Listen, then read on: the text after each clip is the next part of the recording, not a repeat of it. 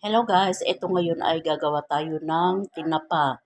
Yung tinapang galunggong guys dahil kasi yung apo ko bumili nung nakaraang araw ng tinapa ay may uod siya. Kaya yun ay hindi fresh. Kaya ito ngayon at gagawa tayo ng tinap ng galunggong na malalaki. Yan, fresh yan guys. Kaya try natin gumawa ng tinapa.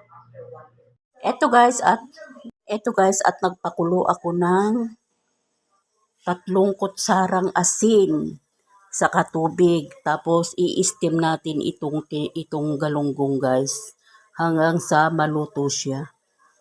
Ayan guys, ang ilalagay natin green tea. Yan, lagyan natin siya ng 4 na pirasong green tea para yun ang magpapakulay sa ating tinapa. Mas maganda kasi ito guys kaysa sa kinukulayan nila yung tinapa. Kaya yun, nag-uuod yung tinapa dahil kinulayan nila guys. Pero kung ganito ang proseso sa paggawa ng tinapa, hindi magkakauod yan guys. Kaya dapat saka medyo alat-alat konti. Kasi yung mga nabibili sa palengke, ini-steam lang nila, saka kinukulayan na lang nila guys. Kaya ganun na alapang ilang araw inuud na. Kaya yun, kaya sabi ko sa apo ko, gagawa na lang ako ng, ayan, nailagay ko na yung 4 na green tea. Tapos lalagyan natin siya ng brown sugar. Ayan, lagyan natin siya ng 2 kutsara lang na brown sugar.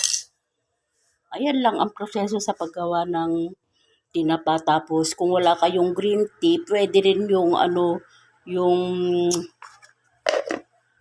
kung wala kayong green tea guys, pwede rin itong aswete. Ayan, yung iba, yan ang nilalagay nila. Pero meron naman tayong green tea, kaya green tea na lang ang inilagay ko. Saka yan, brown sugar. Hindi natin lalagyan ng tubig yan guys. Isasalang ko yan sa apoy mamaya. Ayan guys, luto na yung galunggong guys. Kaya pwede ko na siyang palamigin pa lang muna bago natin siya i-steam dun sa may green tea saka sugar guys.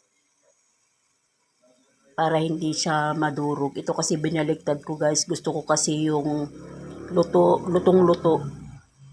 O ayan guys, ang aking ginawang tinapa. Tinapang galunggong guys. Pwede rin ang bangus.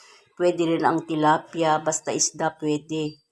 Ayan, meron na kaming ulam ni Mr. na tinapa na walang uod. Ayan guys, thank you for watching. My homemade tinapa is ready to serve. Bye-bye!